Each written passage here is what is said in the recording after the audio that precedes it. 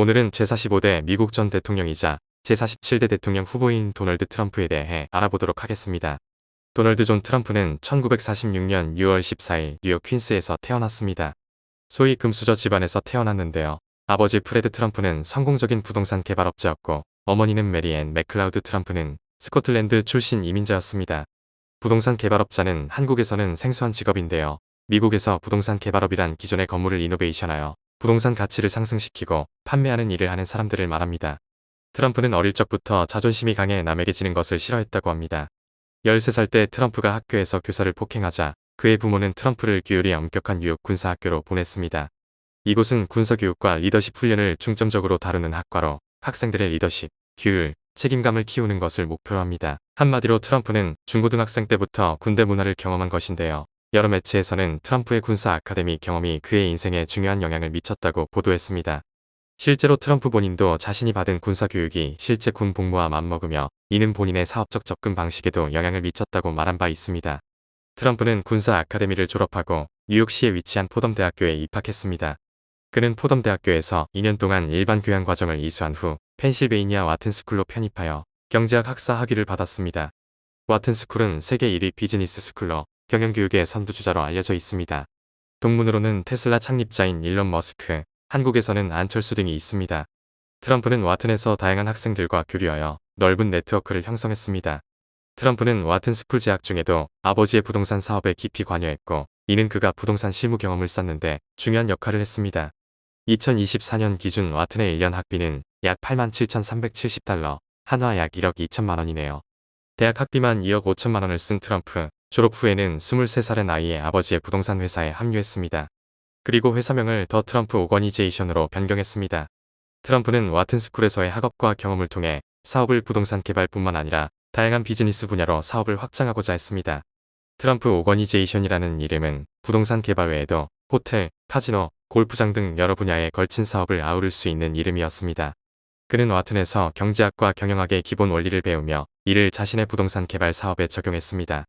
그의 초기 사업 계획과 전략은 와튼에서 배운 내용을 바탕으로 했다고 합니다. 트럼프는 사업 초기에 맨해튼의 상업용 부동산 개발에 집중하며 뉴욕의 주요 프로젝트를 성공적으로 이끌었습니다. 트럼프는 뉴욕의 상징적인 건물을 현대적이고 수익성 높은 자산으로 탈바꿈시키려는 목표를 가졌습니다. 먼저 낡은 코모도어 호텔을 현대적인 하얏트 호텔로 바꾸었습니다. 코모도어 호텔은 1919년에 지어진 건물로 뉴욕의 중심부에 위치해 있었으나 1970년대에 이르러서는 심각하게 낡고 수익성이 낮아진 상태였습니다. 트럼프는 이 건물을 재개발하여 뉴욕의 중심부에 새로운 활력을 불어넣고자 했습니다. 트럼프는 이 프로젝트를 성공적으로 수행하기 위해 당시에도 고급 호텔로 잘 알려져 있던 하얏트와 파트너십을 맺었습니다.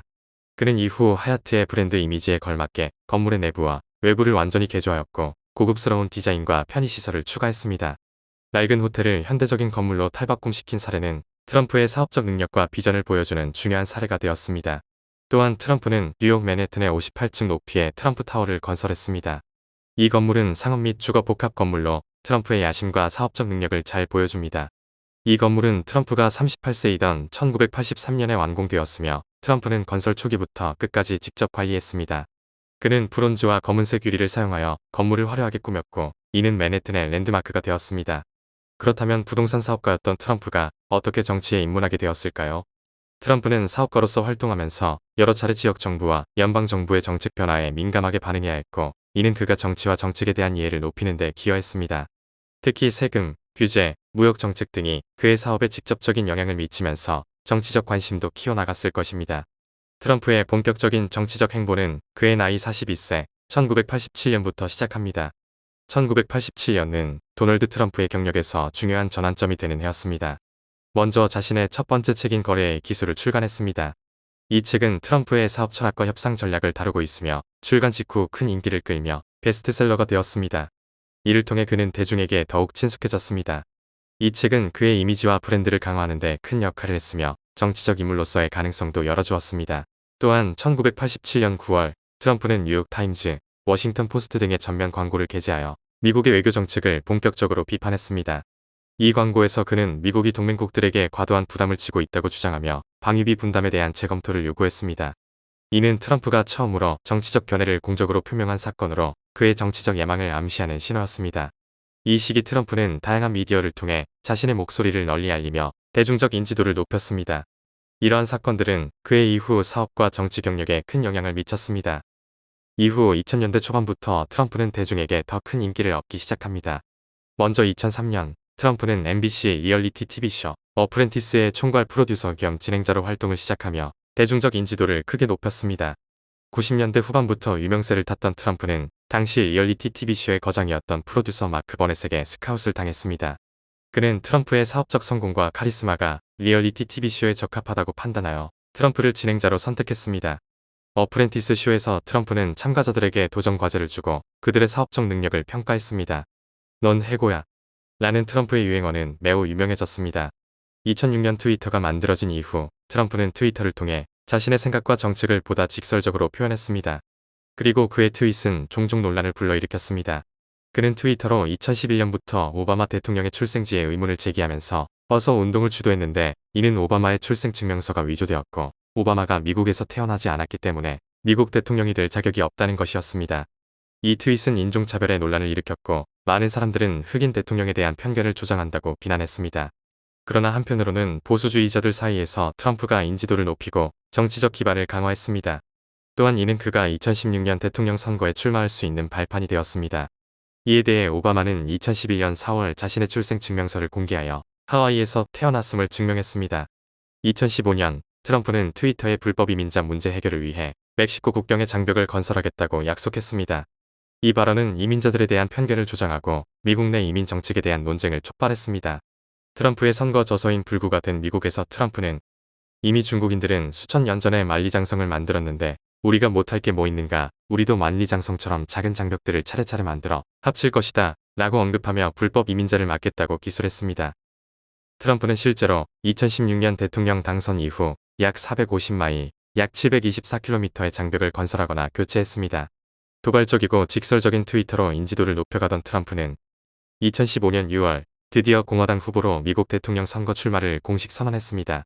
출마 선언 당시 지지율은 1%에 불과했으나 미국을 다시 위대하게 라는 슬로건 아래 반이민 정책, 무역협정 재협상, 세금 인하 등을 주요 공약으로 내세워서 저소득 백인의 인기를 얻기 시작했습니다.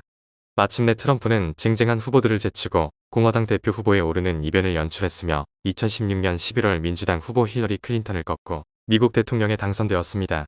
2017년 1월 도널드 트럼프는 제45대 미국 대통령으로 취임했습니다. 2017년부터 2020년까지 트럼프 시대에 어떤 일들이 있었을까요? 도널드 트럼프 행정부는 임기 동안 미국 우선주의를 중심으로 정책을 추진하였습니다.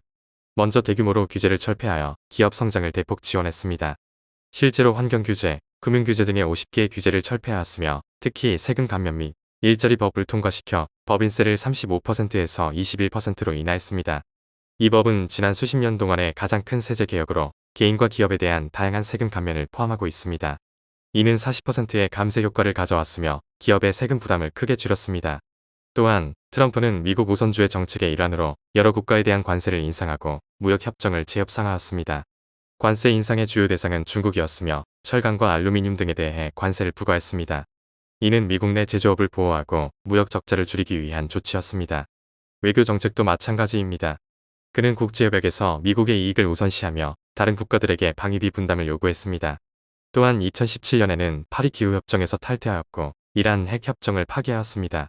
이외에도 멕시코 국경 장벽을 다시 건설하는 등의 반이민 정책을 펼쳤습니다.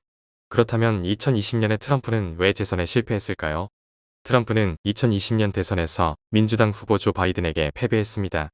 트럼프는 선거 결과에 불복하며 선거가 부정선거였다고 주장했습니다.